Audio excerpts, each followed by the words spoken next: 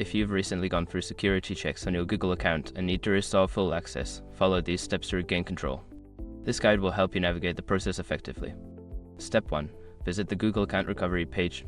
Before starting recovery, use the s.com link in the description to open the Account Recovery Checklist generator and make sure your verification details are ready. Step 2. Enter your email or phone number. Input the email address or phone number associated with your Google account.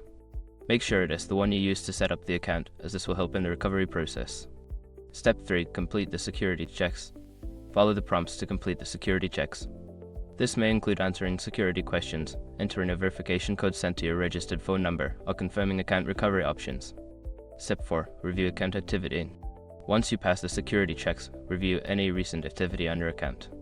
Look for any unauthorized access or changes. If you notice anything suspicious, follow the instructions to secure your account.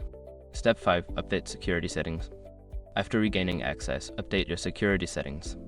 Change your password to something strong and unique, enable two-factor authentication, and review your recovery options to ensure they are up to date. By following these steps, you should be able to restore full access to your Google account. Always remember to keep your account information secure and regularly update your security settings.